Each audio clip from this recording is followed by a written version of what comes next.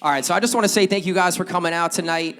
Get Down Winter Meetup. It means a lot to me and Gary to see all these new faces, especially, and people that have been supporting us since day one. So it's super important for us to, be able to kind of build a DJ community amongst ourselves because we are working all the time. We never really get to hang out with each other or meet new people. So thank you guys for coming. Definitely, we got.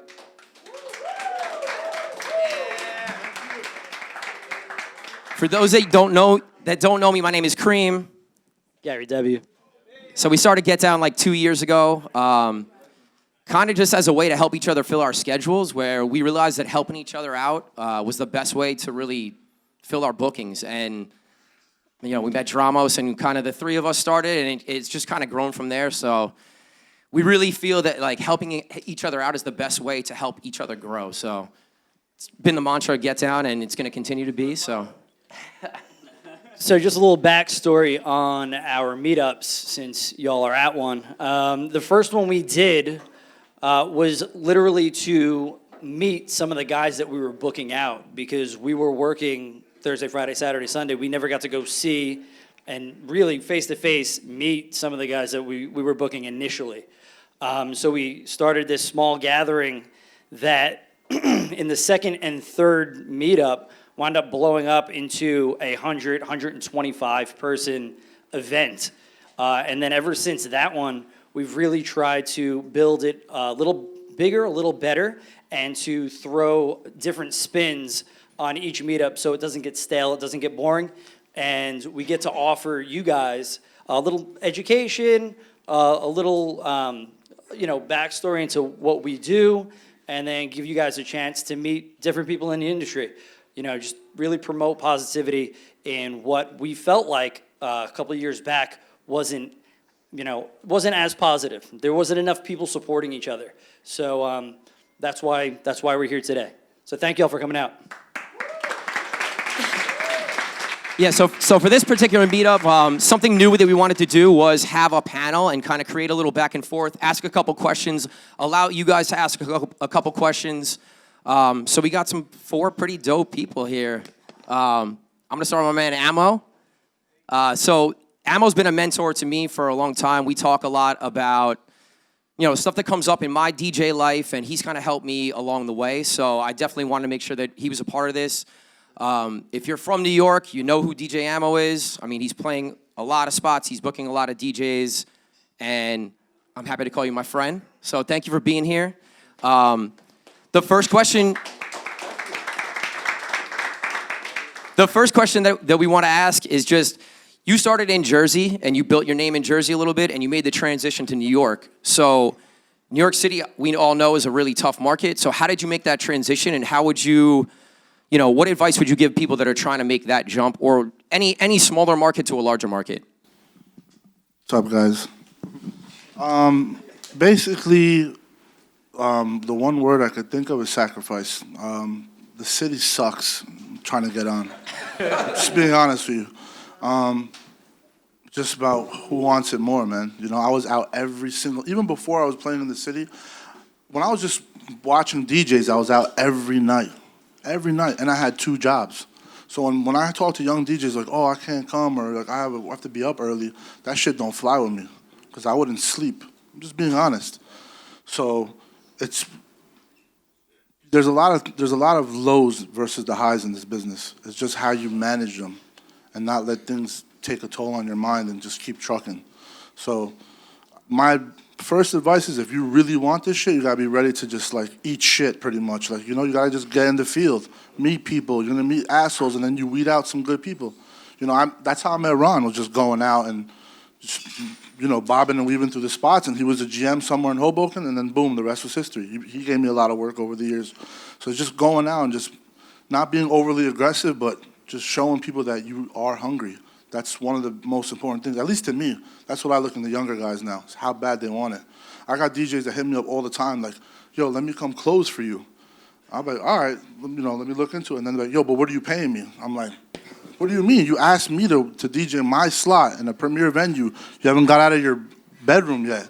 And you're asking me to pay you money for a gig that you asked me? So, like, these little things I keep note of in my head is just because like I know the guys that are really hungry versus they're just trying to make like they think this is like a fast buck, because it's not a fast buck. It's an art that we love when actually real DJing and turntables and stuff like that. So yeah, my first bit of advice would be just be willing to sacrifice. Yep. Dope, definitely. I agree. All right, so me and Rodrigo go back, man, to second grade Pee Wee football, ironically. He's the owner of Rated R Management. He's been booking DJs. He booked me when I was 17, so it's been a while. Yeah, almost 20 years ago. So my question for you would be, from a general manager or booker's perspective, what is some advice you'd give young DJs on how to get booked? Obviously, this question was answered in the Get Down With It episode 2 on YouTube. I had to plug that in case y'all didn't watch it. Brandon appreciates that. Yeah. Go ahead, Ron. What's up, guys? So I think Ammo kind of pretty much hit even that question. Like, it's don't give up. A lot of it also is a lot of people. I mean, if you've been doing it for a year and you get lucky and you got that break, that's awesome. But some of us, I mean, I'm still waiting for the big break too, But don't give up. Don't get discouraged. Stay true to who you are. I talked on the podcast about having integrity in what you're doing. Don't sell out. Don't do it for the quick buck like he was talking about. Stay true to who you are. I think all the people that are up here and a lot of the people in this room, continue to hustle the way that they want to and stay true to who you are. And eventually it'll happen and you'll meet some people that follow your same beliefs and work the same way you do. And when you get that break, when you get that chance, you got to know that you have that choice right now to either go left or right, and you got to choose if you want to take that moment and ride with it. Part of it being when he calls you up to close or something like that, don't be late, show up on time, and don't say you're tired from the night before. Straight up. When my peers would hit me up, like I would ask these guys I looked up to if I could just even get on for like the last 10 minutes of the party. I didn't give a fuck. I wanted to just play so badly. I think that's what I miss seeing from like younger guys. I don't see the hunger of just actually wanting to be able to in that environment and learn and rock a room and feed off the crowd. It's like, what am I gonna get out of it? Can I get this flick, this fucking video, this content for what? Everyone that's out there just getting content, and you see some guys blowing up off of it. That's one, like he said, that's just one in a haystack. That's some bullshit. You gotta be in the field, in the fucking mud. Yeah, there's only a couple of those guys that get away with that quick come up. For the most of us, it's not like that. I'm still trying to come up. To me, I ain't shit. Like Cream always like, oh no, you're crazy, you're bugging out. I'm like, nah. I still have a lot of personal goals I want to achieve. So, yeah, sorry. That's all good.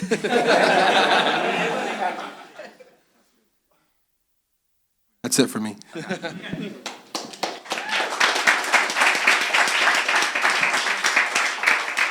All right, so the next question goes to Cova, and again, I've known Cova for a really long time. I used to open for him at like Teak and places in Jersey. And Cova kind of transitioned out of DJing, and he's become more of a mentor for producers and people that are really, more of a teacher, honestly. I think you would agree with that, right? So what he spends his time on really is teaching young, aspiring producers on how they can learn to be a producer and the things that you need to do. So what would you say to anyone in the room that either just started producing or wants to produce? What are some of the things that they need to focus on, and what do you think is the most important thing for someone who wants to be in production and doesn't necessarily care as much about the DJ side of it? Gary's got you. All right, so a couple things I want to get into. So a lot of these guys that are on the panel here are dope guys. Now, I just want to jump back on the Ammo thing. I've seen Ammo when he was opening up for like Beat Breaker and a bunch of guys, and G-Kid was one of your guys, you know what I mean? Like, and he was the opener, and I don't mean that maliciously, but I'm just saying like that's the thing that he's talking about, and he came up. So for me, Dramos as well. Like I seen Dramos come up, and now he's on the Breakfast Club and he's doing his thing. So I shout out to these guys that I really see rated on. Come on, these guys too. But you know what I mean? Like there's a lot of things that it's very hard to unpack the question. So I'm gonna get to that, but I just want to say that these guys up here, the one thing I've seen with all of them is they're consistent. And they always do the same, they're always moving towards their goal. So it's not a fly-by-night. They don't do this and something else. And I'm not saying they didn't have jobs, but I'm just saying that they do this with such passion that it's consistent. And I always give this example, and it's kind of simple. And I say to the people I mentor, and I say, what do runners do, right? And they run. They run every day. And you know how you know who a runner is? When there's 3 feet of snow outside, they're the ones that while you're shoveling your car out or wherever you live, you see that? They're the ones that are running outside crazy, right? Because they can't live without running. And this is what I see these guys up here do. And they have the DNA of people that are very passionate about their craft. So now getting to the answer. It's not for everybody. Production is not for everybody. Let's get to that. You know what I'm saying? But how I used it, just so I could share my story. I've been a remixer producer for a long time. I do mixing, mastering. And the thing that I've always wanted to do is I wanted to find my lane. And what I love about the guys here is everybody here found a lane, right? So for me, production was it. The one thing that you have to do is you have to want to do it. You have to put in the time. This is one of the things that Cream was actually one of my first guys. I've done hundreds now, but like Cream was one of my first guys. And the one thing that Cream did was he was always there. He always did everything he had to do. I gave him assignments and stuff like that. And what I look for guys that I mentor is I look for guys that are gonna put their all into it. Not that they don't have day jobs. I'm not telling anybody to quit their day job because being a hungry artist is not the way to do it. But you got to put in the time. You got to put in, the work. You got to ask questions. You can't be too smart for any question. There's no stupid question. The only stupid question is the one you ask 3 times. That's a stupid question. But other than that, it's super easy. So I hope that answered your question. But for me, I'm just trying to tie everything with the DJing and the production. It's pretty much the same. You just kind of have to find your lane. Now, why I picked production, I just want to be clear on that, is production for me had the most reach, right? Because you could only play one club at a time.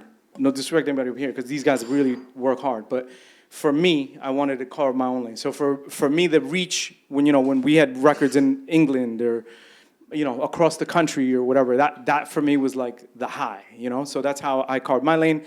And that's what I would say to you guys. If you guys ever want to look at production or anything like that, by the way, we may be doing something with Get Down, collaborating. But, we're in discussion of this. So this is something really cool because they're really into what you guys are trying to do and elevate for the guys that you want to elevate. And, that's my answer. Thank you. All right, guys, I'm going to try to keep Dramos' introduction short. This guy's on the grind constantly. He's the producer of The Breakfast Club. He's also the mix show DJ for the 5 o'clock whistle on Z100, which I've been listening to since I'm 6-7 years old. And he's also started a new YouTube show called Tales from the Thrift. So I caught one episode. It was super dope, so definitely go check that out. Me and Dramos took a little Tales from the Thrift in Vegas. This guy had me driving all over the place looking for stuff. All right, so my question to you would be, what advice can you give someone who's looking for a career in radio? You want to do that one first, and then we'll go into the second. Shit. Sorry.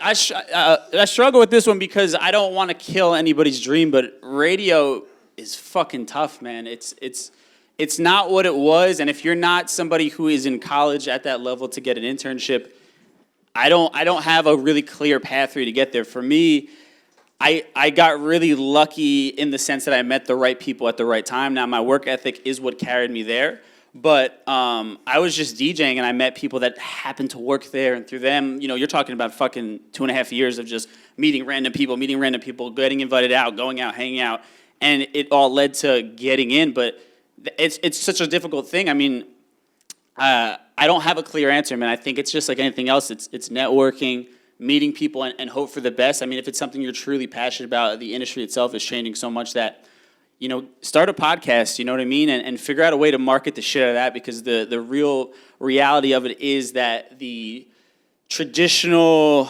radio personality is dying. Mixers don't go anywhere. I can stay at a radio station for years because, I'm making a fucking 30-minute mix a week. It's not that difficult to do, So and there's no reason to leave at that point, So it's tough to get into. You really just got to keep putting in the work. And I think it's the same way you see anything now. If you can figure out a way to bring value to those people, if you can build up your social media presence, you can start a cool podcast where you have this dope voice, I think radio programmers will find you and pull you up. And if you're, wanting to DJ on the radio and those kinds of things, man, it's really just meeting people. And, who knows, maybe one day, they might give me a 1 to 3 a.m. show, and I'll be able to bring in some guys on a guest. Like, shit changes all the time like that. You never really know. But as with anything, man, for me, it was just always being out. I mean, it's the same way Emma was talking about, always being out constantly. If somebody invites you out, go out, and don't expect anything from anybody. And just hope that, by chance that you're going to meet somebody. I think just by sheer numbers, if you're out all the time, you're going to meet somebody that can hopefully open the door. And shout out to Bartel, who's over there from K2U. I mean, he was, somebody that I think he just recognized my hustle, recognized the grind, and gave me opportunities. And the opportunities did not start in like, hey, come to the radio station, let me show you how to do stuff. It was like, hey, do you want to go to this event? And I was like, cool, let me go. You know what I mean? I have to go DJ somewhere afterwards, but I'm going to go for an hour, drive to the city, then drive right back down to New Brunswick or something. For all my Jersey people know it's a little bit of a hike, to go back and forth. But I would do it just to show him I was serious about something and show him he could trust me to be somebody that, if it came down to it, he could depend on. And that's exactly what happened. Somebody fell asleep at the boards one night for like 7 minutes of dead air, which in radio is fucking crazy. Like, that's an insane amount of time. 10 seconds is crazy. 7 minutes is like, hell on earth for a radio programmer. So, yeah. And when that happened, it was like, it opened the door that they were like, shit, we need somebody. And he was like, I know this kid who just is always there. We want to give him a shot. And he used to sneak me in the door on Sunday mornings. I used to wake up after DJing, and I'd be in the city by like 10 a.m. to meet him at the front door and learn what I had to do. So that's kind of how all that started. He answered the second part of my question, so you're good. Perfect. I also think that's a testament to you guys, so thank you guys for being here again, because you're taking time out of your schedules. We work a lot. It's a Tuesday. You could be home, chilling, sleeping, chilling with your girlfriend, whatever it might be. But you're here, and you're putting the work in to potentially meet somebody that might not help you ever, or might help you tomorrow, or might help you in 6 months, but you never really know. So when you step out and you go to these events, if you do it enough, something's gonna hit. Like, you probably get something out of it at some point. So just to piggyback on what Dramos said. So we'll do one more question each. So back to Ammo. I know you've been in the game a minute, right? So I just want to kind of talk about, you've seen kind of the changes in how nightlife's going. Is there anything looking back that you might have done differently that you think could have helped you book other gigs outside the state, or whatever it might be, whatever your goals might be? Do you think there's something else that you could have done or changed? Of course. I would have gotten to production earlier. I think Cova had it figured out a long time ago. He was on that wave 10 years ago plus, maybe more, like what I can remember. And like he said, it's not for everyone, but to advance now, the game always changes. But right now, like the traveling open format DJ is not getting the same money as they used to. It's you got the local guys and some domestic guys and some that travel internationally, but for the most part, the big bags are going to the Diplos and the producer DJ guys. Even after the EDM wave, it doesn't matter. Like, EDM might not be hot in New York, but still fucking cranking everywhere else. So it just all depends on what you're trying to do. Like, that's what I just got into it. I would have gotten into it a little bit earlier. I can't say I have any regrets because, you can't live like that. But, yeah, that's it, Protect yourself, protect your energy. Most of the people you meet are going to just try to use you for some shit. Just got to know how to, like, block that off right off the bat, So, and at the same time, like, I try to help as many people as I can, so do these gentlemen. But there's only so much you can help, so if you see yourself getting to like a point where you're like stuck or something, but then you have to look back and see if you're doing something wrong. If you're not putting in the work and you're not excelling, it's because you're not putting in the work. It's not because like someone's blocking you. I'm not going to tell the name of the event. There was a venue I couldn't even get into last year. They wouldn't even let me in the building, and now I have like a residency. Just shit changes, man. The doors always, those tables always turn, like they say. So that's what I. The only thing I regret is just getting into production earlier, and that's it. Sorry, I know I'm all over the place, but yeah. Oh, nice. All right, so Ron, I really want to know, why did you start Rated R Management? Was it something you wanted to do from day one, or did this evolve as a GM at the different places that you worked at? So I had the idea for Rated R a long time ago. I think it was about like 7 years ago, honestly. I just got an alert on my phone a couple days ago, and it was like 7 years ago I had the idea of doing it. But since then, I felt that it would be better off if I continued through my path, through managing venues, working different hours, getting home at 6 in the morning, 7 in the morning when I was working my last job, going from the city, taking Ubers back to Jersey, and just get a chance to know both sides of the industry. I was fortunate enough that I met a couple good guys that are back there now that also took a chance on me as well, because I asked them to come along for a ride and help me out, and they decided to do it with me. It's not a one-person thing. I mean, these guys are doing it with a team. Ammo has a team. Everyone has a team that they work with, and you can't have the mentality that you want to do it all yourself. Everyone helps out, and I wanted to build a community like that, kind of like what you guys are doing, bringing people together, where everyone's more of a family as opposed to like trying to, take each other's jobs or kick someone out of somewhere or do something like that. If everyone helps each other out, hopefully we'll get it back to kind of the way it used to be a little bit. That's it.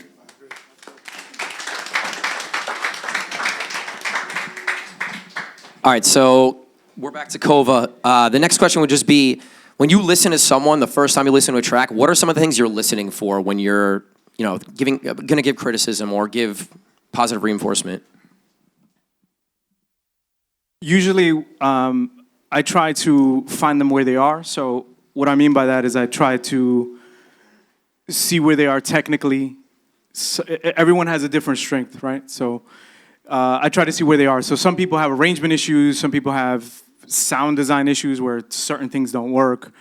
A lot of people have transitions, how things connect to each other, and how to tell the story. That's usually the biggest one, right? So I try to find what it is their weaknesses, and then and their strengths in addition, because that's very important too. So I try to find where their strengths are, where their weaknesses are, and then I make them very aware of their strengths. We polish some of that off, and then we fix the fundamentals. Fundamentals are very important to anything, whether it be DJing.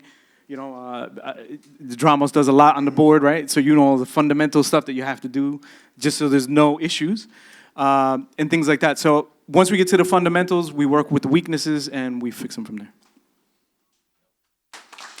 I got it. All right, being that you've built such a diverse portfolio professionally, I'd like to know, where'd you start out in the music scene, number one? I think a lot of the people that are friends with you would be surprised as to where that started. And then also, how did you start as a DJ? I've been chasing a career in music since I was 17 years old. So I used to play in a band, like a metal band, like a metal band. Like people getting punched in the face at shows. My nose is literally broken. If you see it, my nose is broken from one of those shows. Like, that was my shit. By the time I was 19, I had self-booked tours around the country. We would pile in a shitty van, sleep in the van every night, drive from city to city, play shows. This was like MySpace days back in the day. And the tough part about that is relying on 4 other people to have the same level of dedication that you have. And it just constantly happened over and over where I would just be the one carrying all the weight, picking up all the pieces. And after a while, I knew I loved music, but I just needed to figure out another, avenue, another lane for it, whatever it was. And I just kind of always had an interest in DJing, probably from like Jazzy Jeff or something like that. And then I think I want to say it's like the A-Track and Travis Barker. Once they started doing those mixtape, I was like, holy shit, this is like such an amazing blend. I didn't realize DJing could do something like this, you know what I mean? Just fusing so many genres. I was always somebody who fucked with everything. So like the fact that I can, get outside of just one thing, because that's the thing with the band. And also is like, I love as a DJ, I can show up and adjust to the crowd, you know what I mean? And like win them over. If you show up and they hate your band, they fucking hate your band. Like, that's really what it comes down to. Like, there's nothing you can do at that point. You can't fucking change your songs. You're there. You just drove 10 hours to be there, and you got to get through it. It is what it is. But that's what attracted me to DJing, and I started working at like Guitar Center and learning from some of the guys there who DJ'd. buying equipment, renting equipment from guitars, whatever I had to do, and then I literally stalked the gig section on Craigslist. That's what I did to get my first few gigs.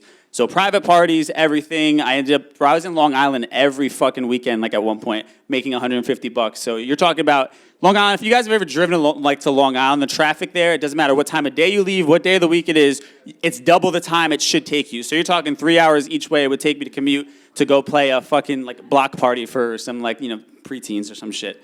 So like that was my life and that was my grind and that's what I did. And through there, just picking up the pieces and meeting people and doing what you got to do.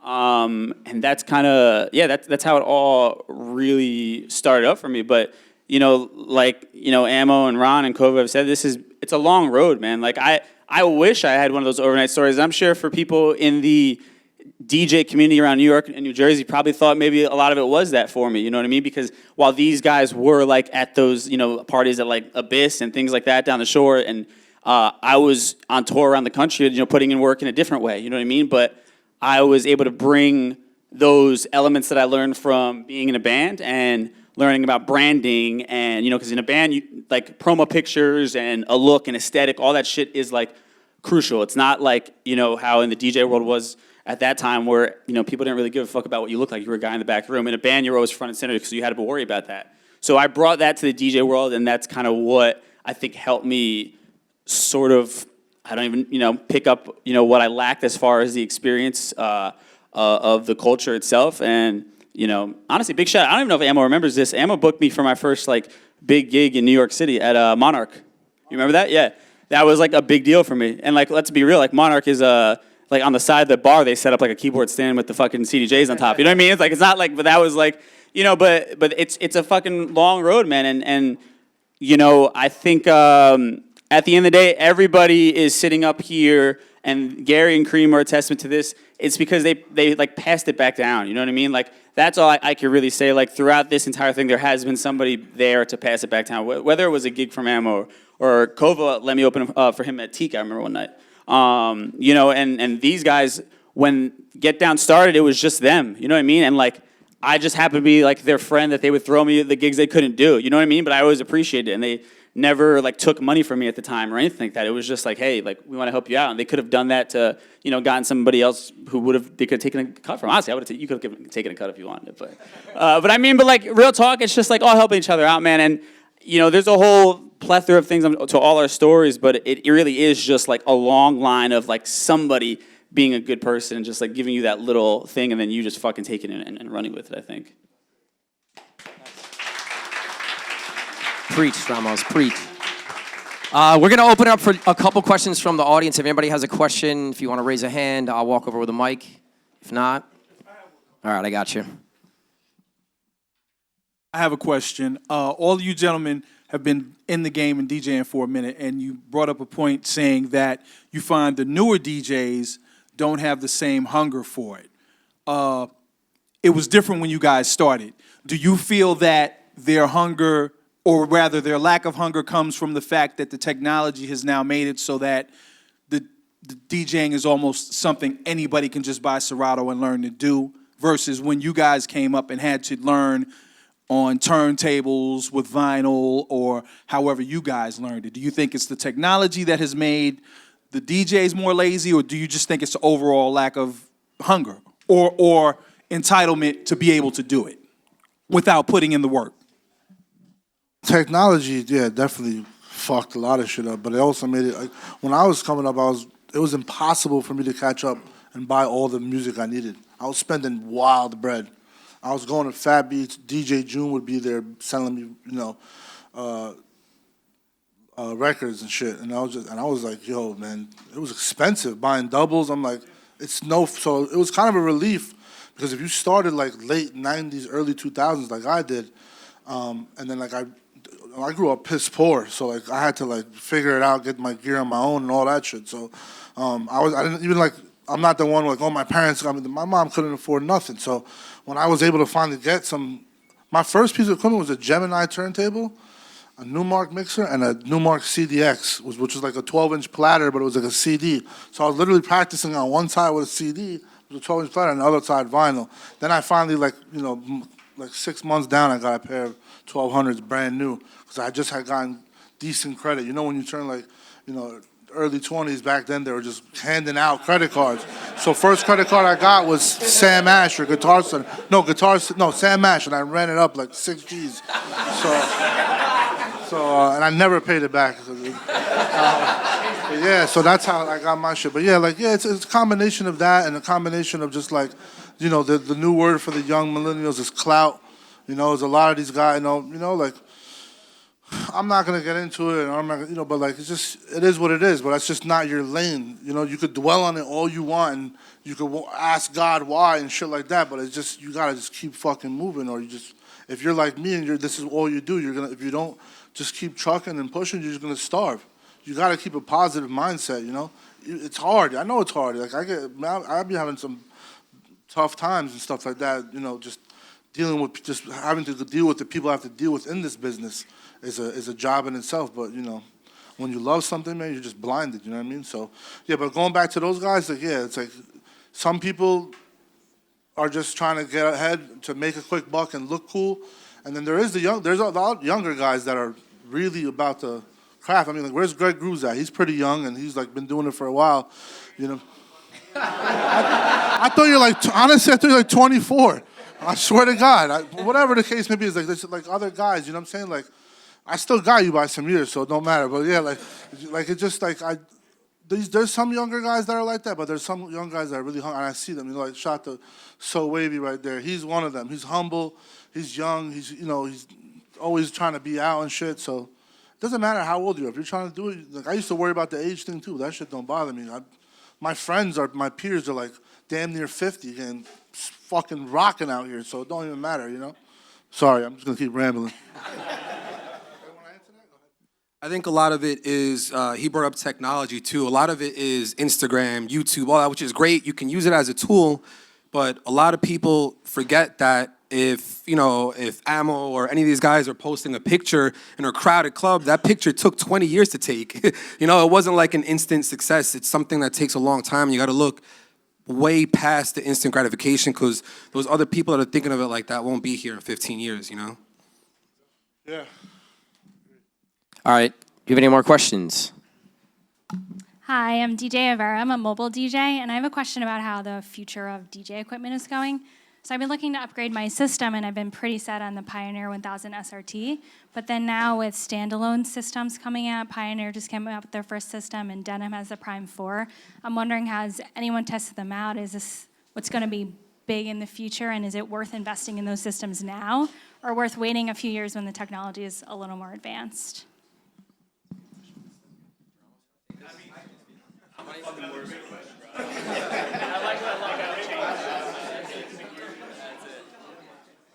That was really technical. So I'm going to take that one. That was really technical. Here's what there's a short answer. The short answer is, does it meet your needs? Obviously, technology is going to change. You know, honestly, you should change your gear every few years anyway. The last thing you want is it to crap out. You know what I mean? I get a laptop every 3 years. So, and even I'm starting to teeter around 2 years because I got a 1 terabyte and it's already full. So, but my needs are a little different. So, but I'm sure a lot of DJs here have a lot of, music, et cetera, et cetera. So if you're running it tight, don't run it, whatever. But the short answer, see what meets your needs. Don't worry about what's tomorrow. Just use it and utilize the crap out of it. The one thing that all these guys will attest is they use their gear. They know it like the back of their hand. So if you get it and you don't utilize it then that way, so then, you know what I'm saying? So you got to kind of switch the question. Is that cool? I would just add, don't get married to one thing, because if you start transitioning into the club game, there's like, God knows what the fuck you're walking into half the time. You know what I mean? Like, so I would say get familiar with as much shit as you can. And for me, bro, I would use a fucking SL1 for the rest of my life if I could. You know what I mean? Like, I don't give a fuck, dude. I'm married to that shit. So, but yeah. But like, you have to just be comfortable in being able to walk into a room and like, if one fucking CDJ is working, you know how to use it. You know what I mean? Like, get to that point where you can do that. I'd say that's like the most important thing, because you're not always gonna be able to bring along whatever it is that you have, especially if you want to begin to transition out of mobile DJing into clubs as well. What do you want to take? One more? All right, we'll take one more. So I mostly do private events in like Jersey and that sort of area, but I just really wanted to know I wanted to get into more like nightlife club scene, but what's the main difference between like, private events, weddings, sweet 16s, that all stuff between like nightlife club, that sort of thing? Music-wise, equipment-wise, whatever you got.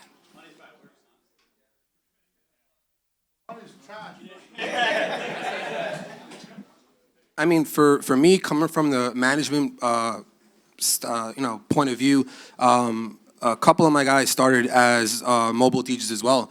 I think it gives you a diversity that other people don't have. If you can go from the mobile world into the nightlife world, it's a lot harder to go from the nightlife world into the mobile world.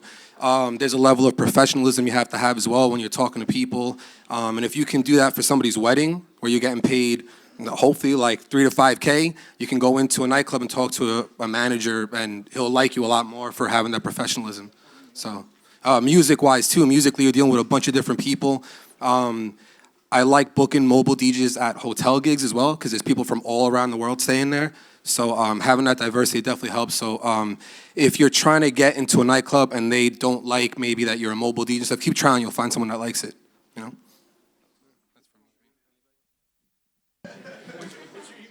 All right, so I just want to say thank you guys so much for being a part of this. Means a lot to me and Gary, means a lot to the team, and I know, you guys took time out of your day.